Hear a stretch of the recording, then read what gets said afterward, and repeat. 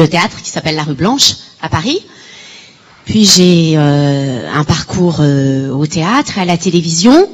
Et puis, un peu par hasard, je suis tombée dans le milieu enchanté de la voix, par le biais du jeu vidéo, du dessin animé et du live. Voilà. Donc, pardon ? on n'entend pas. On n'entend pas. Tu peux répéter ? Ah ben j'entends plus. Merci. Ok. Donc, sinon tu cries. non, après il y aura justement là on pose quelques questions, puis après vous pourrez poser vous une ou deux questions aussi si jamais. Voilà. Donc du coup, vous dites le monde merveilleux du doublage. Donc vous êtes arrivé un petit peu par hasard, mais comment ça s'est passé ? Comment vous êtes plongé dans ce monde ? En fait, je jouais au théâtre à Paris, dans une pièce où il y avait plusieurs comédiens qui prêtaient leur voix à des personnages, qui faisaient du doublage. Et tous les copains de ces comédiens sont venus les voir. Parmi eux, il y avait des directeurs de plateau. Et moi, j'étais l'une des seules à pas faire du doublage. J'étais même la seule sur scène à pas faire de doublage. Et donc les gens ont dit c'est qui la petite machin, tu veux pas venir machin. Bon. Et moi, j'ai dit pourquoi pas.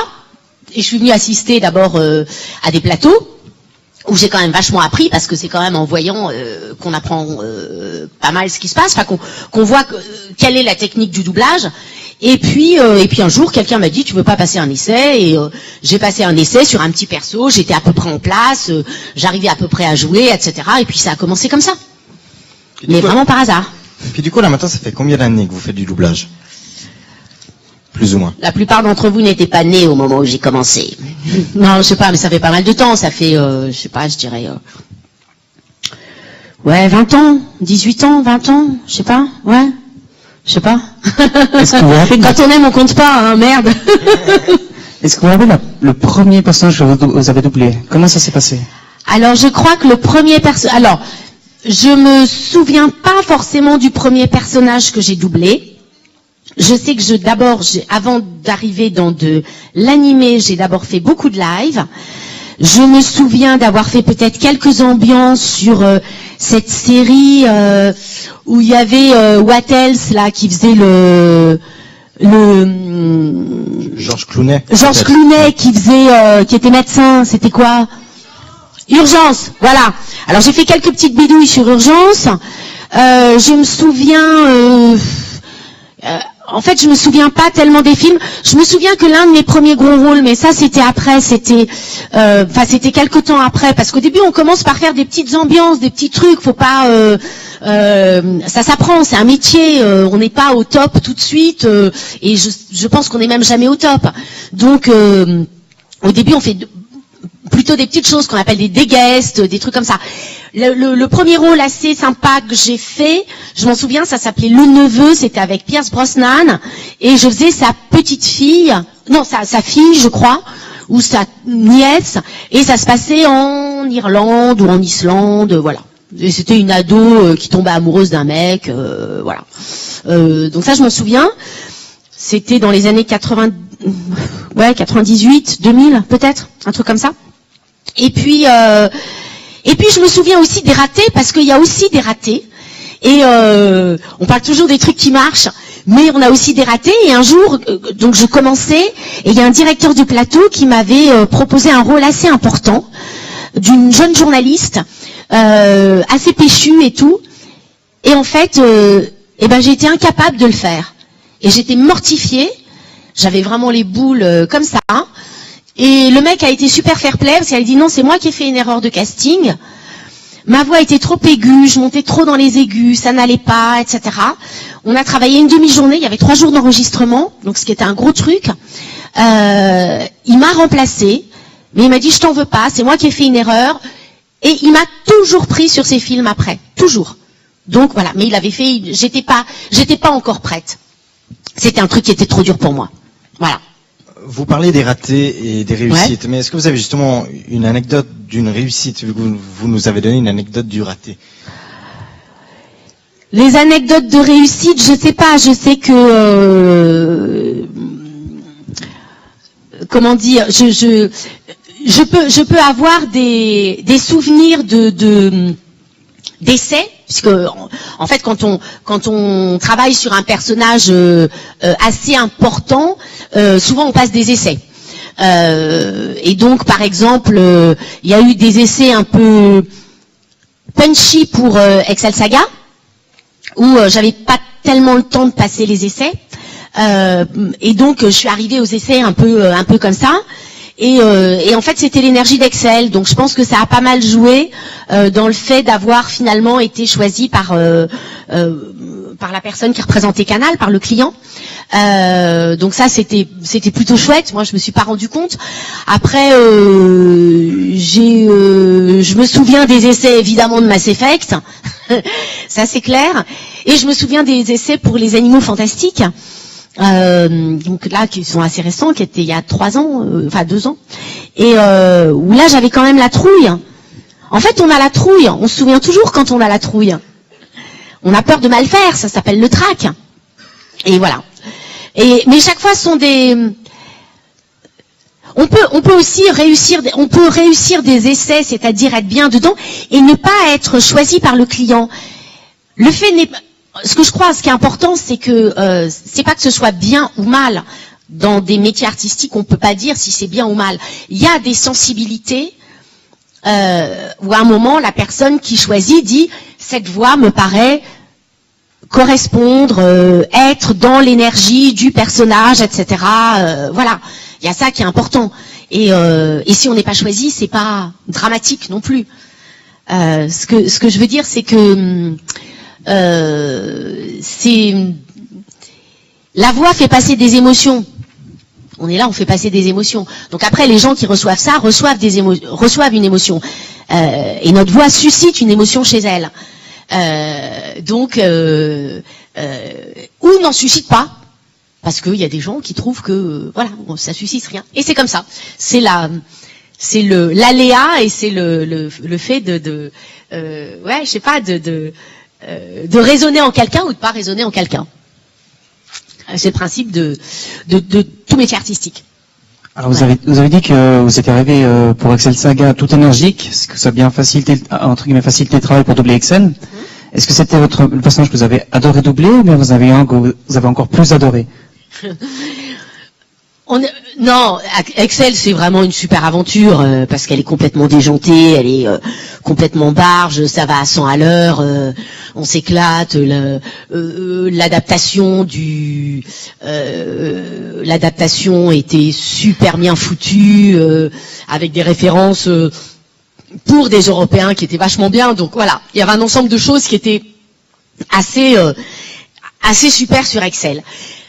Moi, je vais pas parler en termes de plaisir ou pas de personnage à doubler, parce que chacun a sa spécificité, chacun a sa difficulté, etc. Il faut simplement accepter pour le public qu'il y ait des personnages qui soient plus emblématiques que d'autres. Et ça, on n'y peut rien. Donc, effectivement, après, quand ils deviennent emblématiques, c'est sûr que Excel, ça va... c'est un challenge absolument délirant, cette nana, il y a des ruptures partout, boum boum, machin, tout. Donc ça c'est top. Après, Shepard, c'est sur 10 ans. Donc c'est aussi une aventure avec les joueurs. Sur le temps, c'est comme une histoire d'amour, un peu. Enfin, j'exagère, mais un peu quand même, merde. Après, il y a des personnages qui sont plus difficiles à faire, mais dont les gens n'ont absolument pas conscience. Moi, à un moment, j'ai prêté ma voix à une comédienne sur une série improbable d'un policier allemand qui n'a jamais dû être diffusé. Donc vraiment la série, faut la chercher. Et je faisais une junkie. C'était pas un très gros rôle, c'était un guest dans un épisode. Et il y avait, mais simplement c'était une junkie qui était interrogée par les flics. Et la nana, elle était en manque. Et donc, elle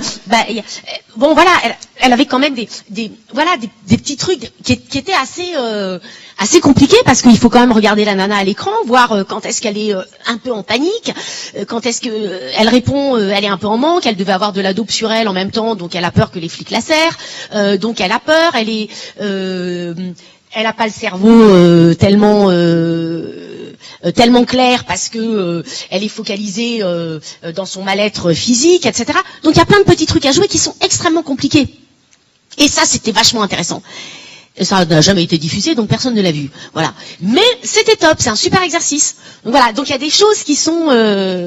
Il y a toujours, ça fait toujours plaisir... Enfin, on éprouve toujours du plaisir à doubler un personnage. Si on n'éprouve pas de plaisir, mais il faut juste arrêter. Parce que ça veut dire qu'on se fait mal. Et nous, on n'est pas là pour se faire mal, on est là juste pour...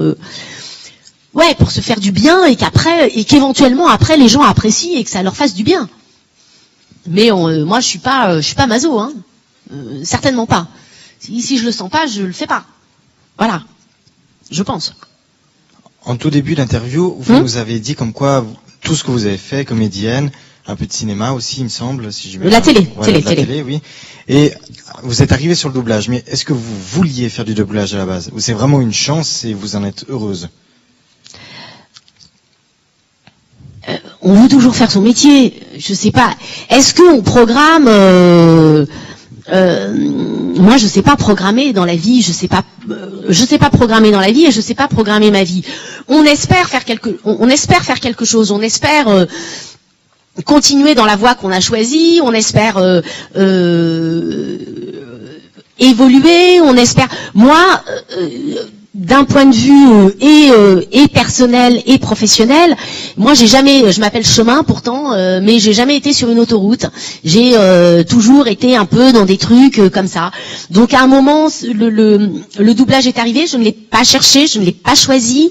Je peux vous dire une chose, c'est que je le regrette pas. Et que peut-être que j'ai mis un petit peu de temps à apprécier pleinement, parce que j'ai jonglé quand même pendant énormément d'années entre le fait d'être sur scène et le fait de jouer et le fait d'être en plateau de synchro ou en plateau de jeux vidéo et voilà et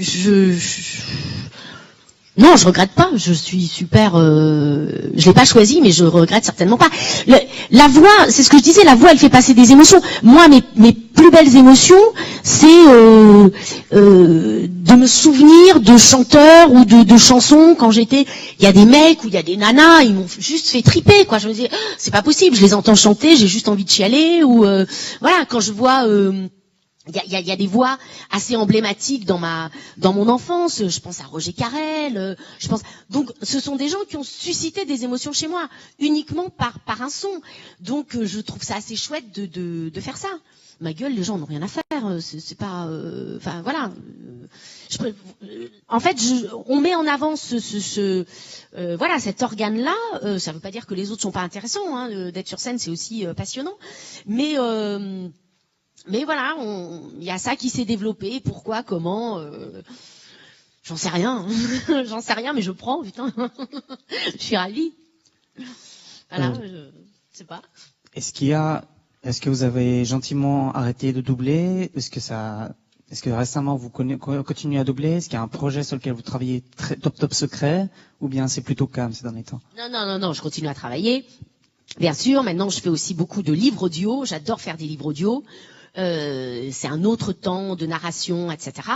Alors oui, je travaille sur des projets, bien sûr, qui sont certains dans la boîte, qui ne sont pas encore sortis, donc pour lesquels je signe des contrats de confidentialité, surtout en jeux vidéo. Donc là, il y a quelques trucs qui vont sortir en 2019 que j'attends, qui sont aussi très attendus. Donc ça c'est plutôt chouette. Il y a un film qui va sortir très bientôt. Bon, la bande-annonce est sortie, c'est pas top secret, c'est Les Animaux Fantastiques, bien sûr, ça sort le 14 avec une comment ça va être en avant-première le 8, en même temps qu'aux États-Unis. En tout cas à Paris, il y a un truc le 8 novembre, et sinon ça sort le 14 novembre, Les Animaux Fantastiques 2. Donc évidemment, ouais, j'attends ça avec impatience parce que je pense que c'est un truc très très chouette. Et puis après, j'ai un projet de long métrage sur lequel aussi j'ai signé un contrat de confidentialité qui sera pour je sais pas quand. On a enregistré la bande-annonce, là on va visionner le film parce que c'est un film assez compliqué. On verra bien. Et voilà. Il y a pas mal de trucs, de la voice-over. Vous savez, la voix c'est très très varié. Hein. On peut faire de la radio, on peut faire de la voice-over, on peut faire de la narration, on peut faire du live, on peut faire du dessin animé, on peut faire de la création de voix, on peut faire de la pub, on peut faire du livre audio. Voilà, c'est quand même très très très varié. Voilà. Est-ce que, avant vous avez dit qu'encore vous aviez très hâte que justement les projets dans lesquels vous avez travaillé sortent, mais est-ce que vous les regardez? Est-ce que ça vous dérange par exemple? Parce que souvent on dit, j'aime pas entendre ma voix, mais est-ce que vous, ça vous dérange? Alors non, je trouve que ma voix n'a aucun intérêt et je vais pas m'enquiquiner à écouter une voix qui n'a aucun intérêt dans un film qui risque lui d'en avoir.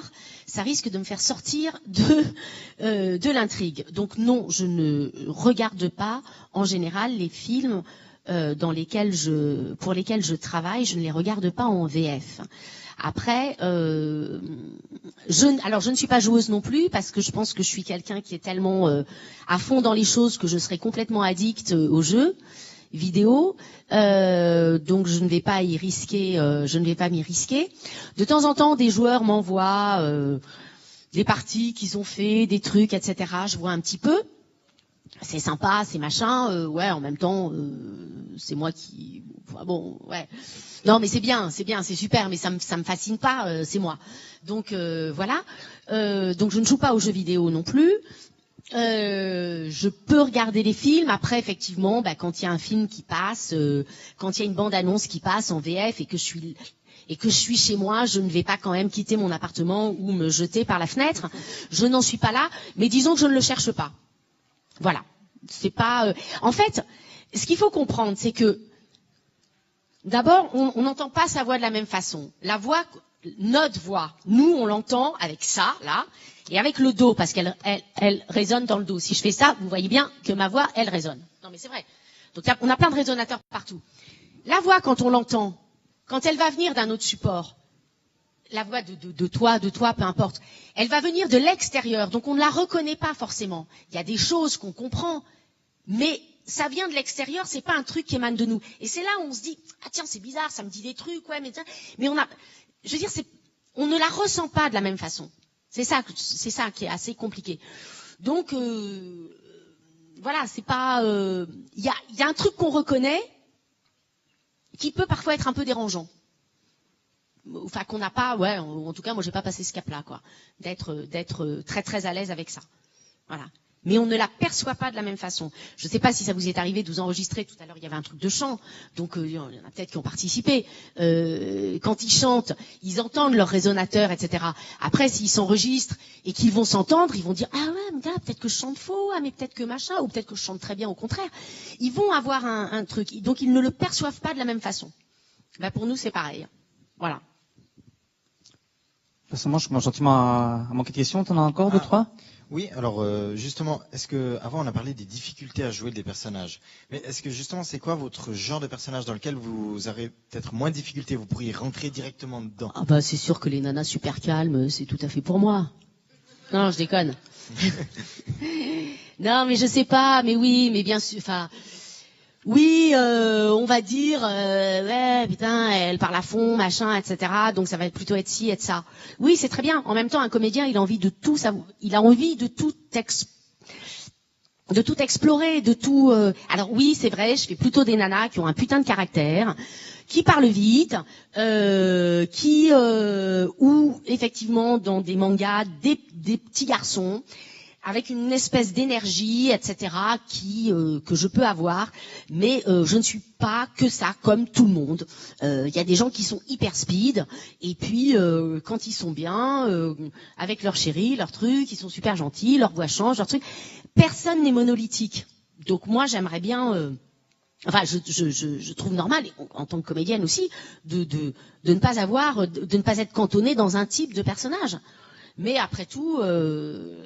c'est pas moi qui décide et on m'appelle pour certaines choses et donc c'est exactement pareil que certains personnages qui sont plus emblématiques pour les gens. Il faut accepter que certains directeurs de plateau nous voient plutôt comme quelqu'un d'un peu autoritaire, d'un peu machin, etc. Donc là ça devrait coller au niveau de l'énergie, ou quelqu'un d'un peu plus je sais pas, un peu plus underground, ou j'en sais rien, ou quelqu'un il faut accepter ça. les gens, moi je sais pas, enfin chacun se fait a une idée de ce que je peux dégager, etc. Et chacun est libre de voir en moi ce qu'il a envie de voir. Mais je me dis, putain, à un moment, une super amoureuse, hyper sexy, une belle bombasse et tout. Wow, j'aimerais bien qu'on me file ça. Mais voilà, mais personne ne doit me voir comme ça. Il faut l'accepter. Voilà. Bien, merci. Est-ce que dans la salle, il y aurait des personnes qui voudraient poser des questions? Oui. Ah oui, j'ai fait une pub. Une. Qui s'appelle Égoïste. C'était en 89 et c'était avec Jean-Paul Goude. Et vous savez, la pub, voilà, des nanas qui étaient au Brésil, égoïste, ai-je donc tant vécu, montre-toi, égoïste et tout. Ben voilà, je fais partie d'une des 5 voix, j'étais très très jeune à l'époque. Et ouais, j'ai fait ça et c'était un peu la folie, quoi. Alors ça, par contre, c'était la folie. Parce que c'était un moment où c'était juste avant le bicentenaire, avec le grand défilé que Jean-Paul Goude faisait sur les Champs-Élysées. Donc, il était adulé. Et tout d'un coup, moi, j'étais dans mon école de théâtre. J'ai passé le casting, en fait, pour faire une des nanas, parce qu'au début, il voulait des nanas très très jeunes. Et puis après, finalement, il a pris des mannequins, etc. Bon, mais j'ai postulé. On avait la tirade du Cid à apprendre. Donc j'ai appris là. Et puis j'y suis allée. Enfin voilà, j'ai passé mon casting. Il se trouve que il a pris donc des mannequins pour aller tourner la pub au Brésil.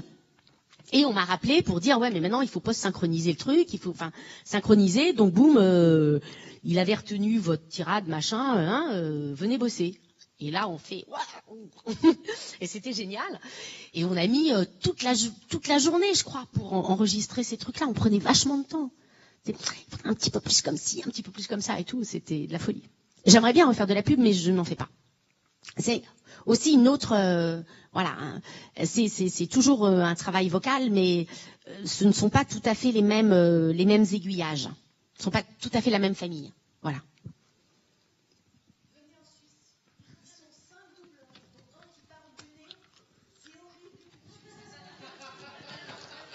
Bah, je veux bien, moi.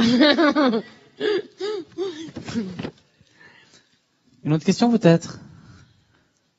Oui, là-bas, j'ai une question. T'arrives à crier jusqu'ici? Nickel, on t'écoute.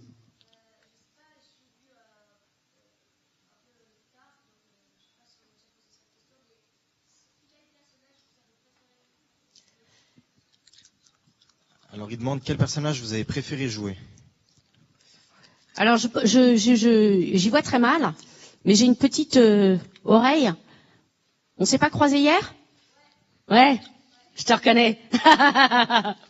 Ouais. Ben, quel personnage Bon, tu vas être content si je te dis l'Attaque des Titans. Tu vois, je me souviens. Non, mais il n'y a pas. C'est ce que j'expliquais en fait. Il y a une spécificité pour chaque personnage. Donc, chaque personnage a vraiment un petit truc qui peut être très attachant. Donc, je peux pas. Il y a rien, si tu veux, qui m'a enquiquiné au point que je me dise ah putain j'y vais, c'est juste c'est l'horreur. Non, il y a des choses dont je ne me souviens pas, c'est vrai aussi, mais je n'ai pas le souvenir d'avoir eu de déplaisir. Après, il y a des personnages, c'est ce que je disais, qui sont plus forts pour le public, et puis il y a des personnages qui tout d'un coup vont avoir une scène. Putain, waouh.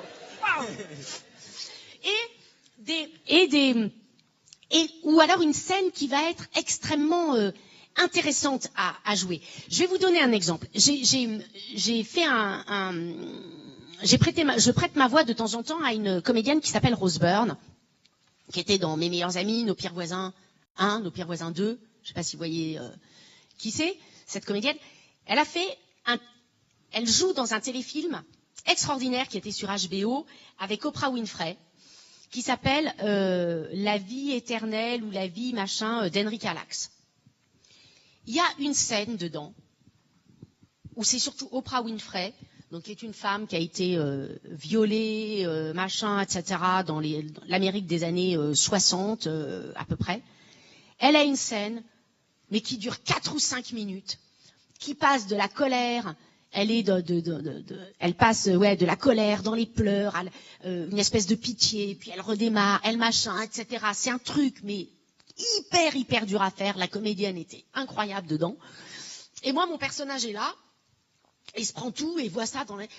Et ben cette scène, elle était magnifique à jouer. Je dis pas que le personnage c'est le plus intéressant que j'ai fait. C'est une nana qui est une chercheuse qui écrit un bouquin justement sur Henry Calax.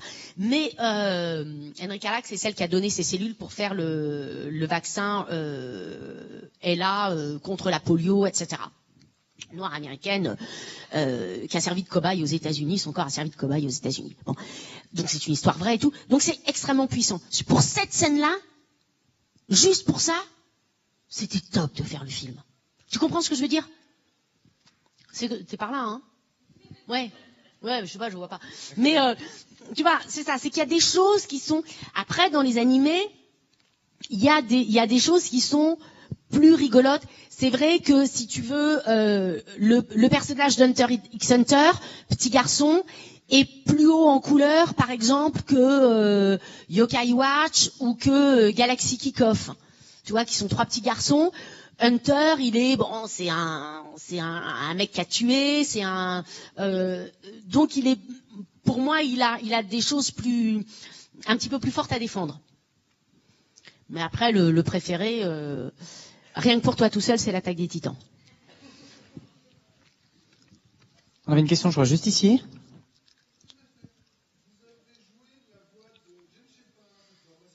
Oui.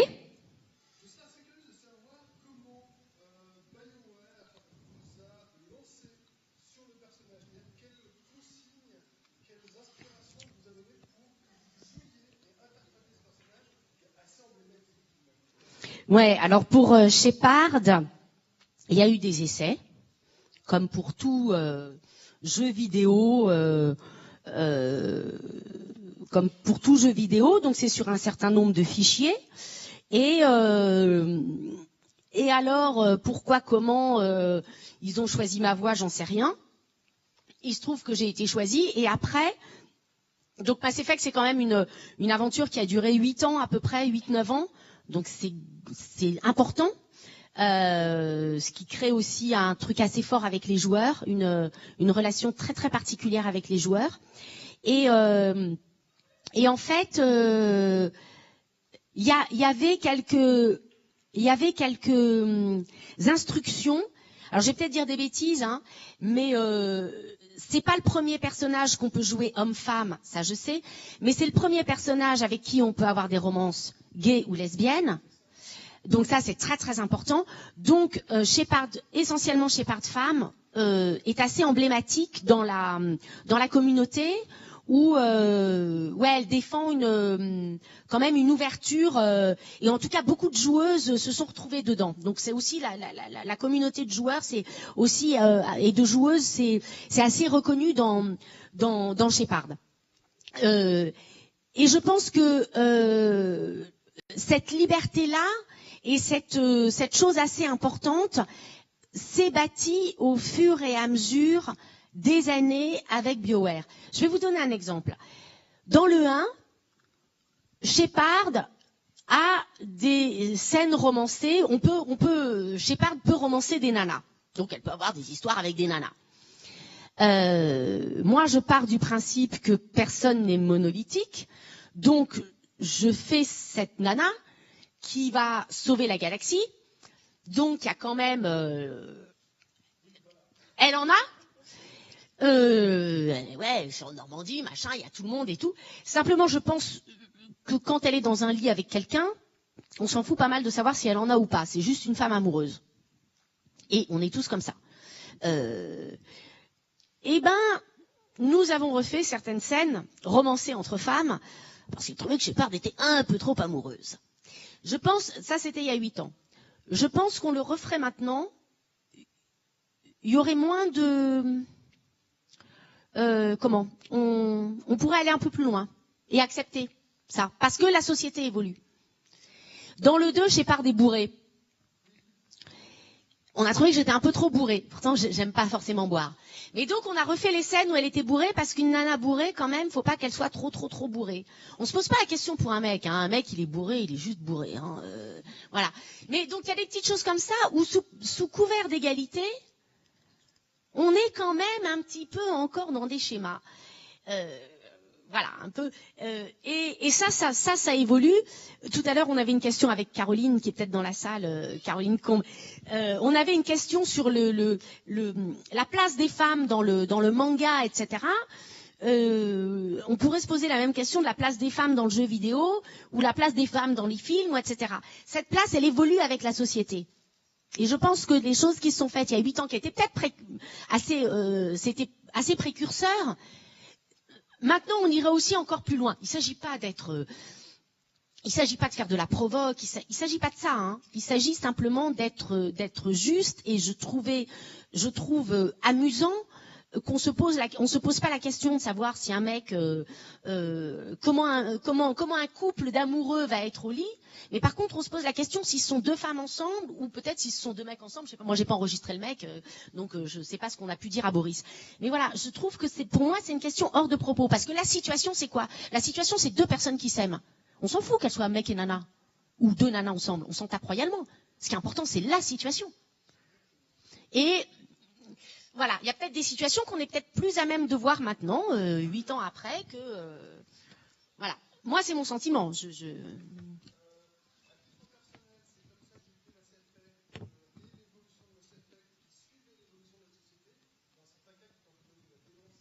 Oui.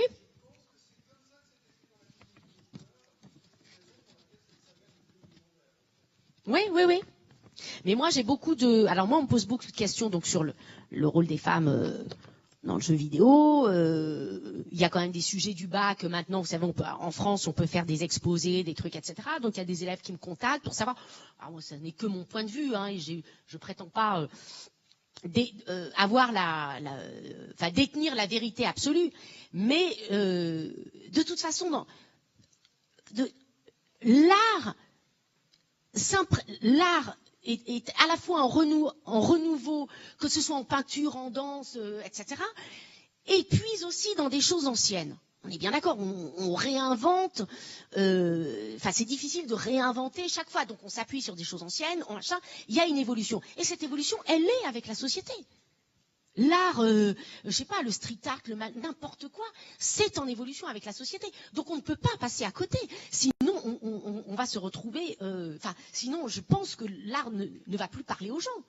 Les gens, ce qu'ils veulent, c'est que ça leur parle, et que ça rentre dans leur vie. Peut-être que ça change un peu leur vie, ou que ça les fasse s'évader, etc. Mais il faut que ce soit en adéquation. Si c'était complètement à l'opposé, il n'y aurait jamais de cosplay comme ça. C'est pas possible. Non mais voilà, le cosplay c'est un truc assez récent. Enfin je sais pas, hein, moi j'y connais rien, mais le cosplay ça date pas, ça fait pas 50 ans qu'on fait du cosplay, si? Si? Eh ben alors je dis des conneries, vous voyez? La preuve. Non mais oui, mais d'une façon aussi ouverte.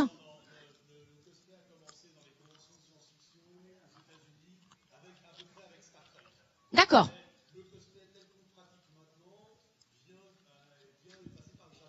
Ouais. Oui, donc c'est aussi une évolution par rapport, c'est une évolution par rapport à ce que la société a découvert. Les années 80, le Japon, c'est quand même le club Dorothée qui fait venir Goldorak, qui fait venir tout ça, tous les mangas. Etc. Donc ça fait partie de l'évolution de la société et donc du regard que les gens ont dessus. Je sais pas, non? Vous avez le droit de pas être d'accord avec moi et de dire non, hein? Non, mais je vous le dis. Voilà. Donc je pense que tout art est comme ça. Donc c'est que effectivement Mass Effect ait été pris comme ça pour que ça perdure et pour que ça fonctionne et pour que les gens s'y reconnaissent. Je pense que c'est à peu près obligatoire. Enfin que c'est la façon logique.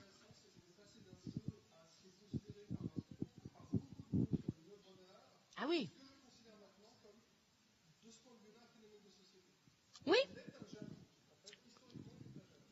Ouais. Mais il y a une narration hallucinante dans Mass Effect. C'est hallucinant, quand même. C'est quand même un jeu très très immersif. Ouais, assez bien foutu quand même. Voilà.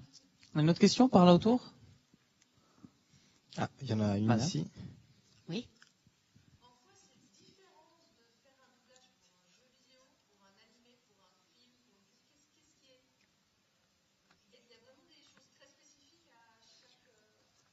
Alors, la différence entre doublage et jeu vidéo, elle est très spécifique.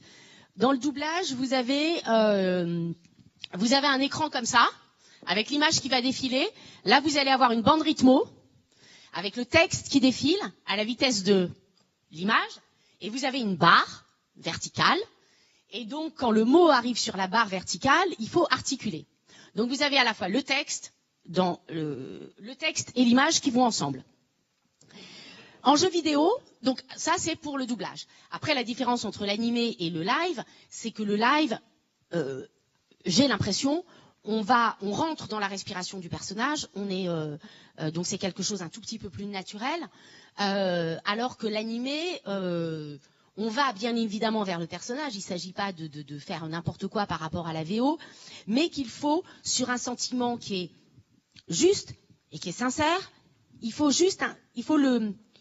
un tout petit peu l'exagérer, parce que le dessin en lui-même est un dessin qui exagère les émotions. Quelqu'un qui pleure dans un live, il peut pleurer tout doucement, ou il peut...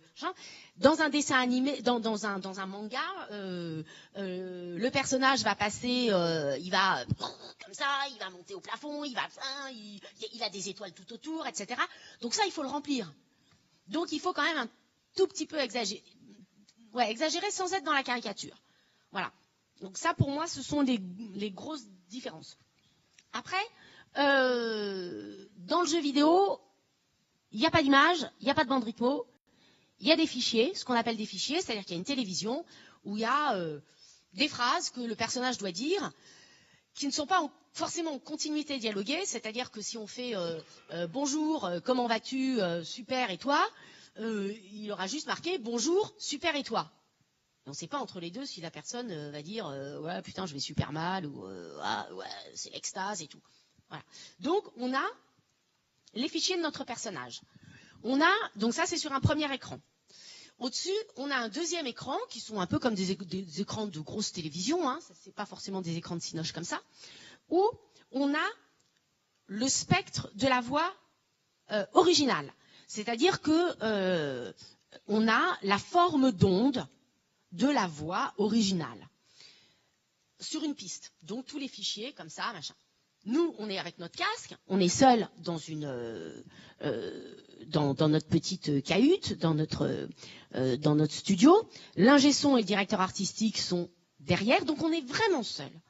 On n'a pas d'image, on entend, et puis si on nous dit, je sais pas, en anglais, on nous dit ça va péter et tout, t'es là et tu fais ça va péter, et puis, voilà, tu vois le truc. Il faut que tu sois à peu près dans la longueur du fichier original.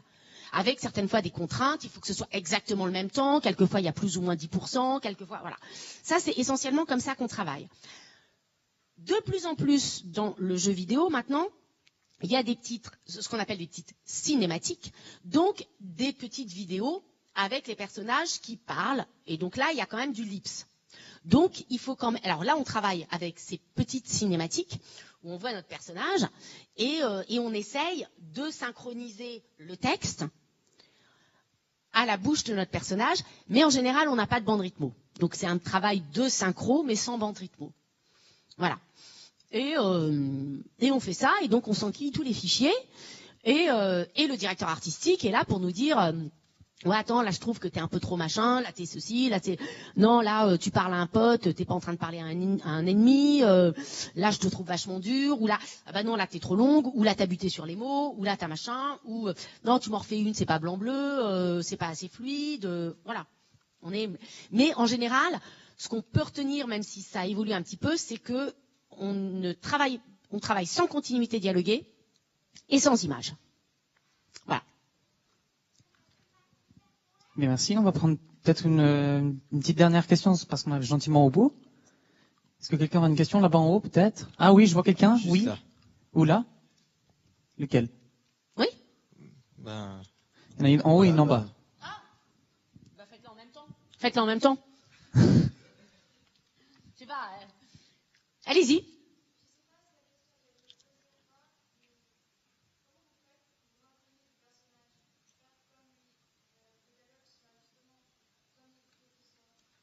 Alors, il y a des adaptateurs qui écrivent les dialogues. Nous, on n'écrit pas les dialogues. Quand on arrive, le dialogue est écrit, les textes sont écrits. Après, comment tu fais pour un personnage? Eh ben, moi, je travaille beaucoup avec le corps, exactement comme Caroline, ce qu'on disait, il y a aussi des énergies. Donc, quand tu vas passer un essai pour un personnage, tout d'un coup, tu vois une petite... Alors, ça va être de la caricature et ça va être nul à chier ce que je vais faire. Hein. Mais tu vois une petite nana, tu t'aperçois qu'elle est de bonne famille ou machin, etc. L'image que tu vois inconsciemment te fait sortir quelque chose. C'est-à-dire que si tu vois une petite nana, tu dis ok. Alors moi déjà, si je vais enregistrer une petite nana de bonne famille et tout, je vais pas être comme ça. Je vais dire bon ben voilà, elle est comme ça. Elle dit non mais pardon s'il vous plaît, est-ce que vous pourriez machin. Tu vois, donc il y a un truc où tout d'un coup, je vais être un peu plus... Après, si c'est une grand-mère ou si c'est machin, je me dis, bon, ou si c'est une nana qui est un petit peu plus épaisse que moi, je me dis, bon, alors elle a 80 kilos, donc déjà, je vais la prendre comme ça. Elle va bouger un petit peu plus difficilement, elle va... Bon. Donc, ce qu'on voit à l'image nous influence inconsciemment la façon dont ça doit sortir. Donc en fait, c'est très compliqué si là, quelqu'un dit... Fais la voix de Nathan, fais la voix de machin. J'en sais rien, j'ai pas l'image. Mais tout d'un coup, instinctivement, quand tu as l'image, ton cerveau est nourri par ça et te permet de changer une toute petite chose. Parce que l'articulation de la bouche, la façon, les moments, les dents, elles seront toujours de la même façon, mes trucs, etc. Mais la façon d'envisager ma voix ou de la placer, si je la place là, si je la place là, si je la place là, ou machin, ça se fait d'une façon un tout petit peu instinctive. Donc c'est ça. Après, c'est validé ou c'est pas validé par le directeur de plateau. Pardon? Oh non, je sais pas, j'entends des voix. Et si tu veux, et quelquefois on peut aussi travailler toute la journée, on est dans un truc, et puis on perd la voix. Parce que tout d'un coup, on force un peu, et là le directeur de plateau dit ah non mais là je reconnais plus ta voix, alors on réécoute ce qu'on a pu faire précédemment, on s'aperçoit ouais on a un peu trop aigu, ou on est un peu trop grave, ou qu'on est machin, ou qu'on perd le personnage, ça s'appelle perdre le personnage. Mais pour le trouver, on est sur, on s'appuie sur à la fois ce qu'on entend et à la fois ce qu'on voit. Et c'est la combinaison des deux qui fait qu'on va sortir une proposition intéressante ou pas intéressante. Je ne sais pas si j'ai répondu. On fait quand même la dernière question, comme ça, pas de jaloux. Une dernière Voilà. petite question? Tu étais où? Ah, voilà. Non. Oui. Bah, pose seulement ta question. Est-ce que tu es parti? Bon, bah, Ah, on il a est été parti. vexé. Voilà. Je suis désolée. Voilà. Bah, en tout cas, merci beaucoup d'avoir répondu à toutes ces Bah, questions. merci à vous. Et puis, ben, elle est juste ici, si jamais. Ouais, avec Caroline, si vous voulez, on peut continuer à discuter, voilà, en sortant de la salle, si vous avez des trucs particuliers à demander. Elles sont en séance de dédicace, peuvent vous signer des trucs, répondre à vos questions, rigoler avec vous, si jamais juste en sortant de l'eau là, à côté du vestiaire, elles sont là jusqu'à entre On 16 n'est et pas 16h30. dame pipi, mais on est près du vestiaire. Voilà. Merci beaucoup. Nickel. Merci. Merci à vous. Merci, Solange.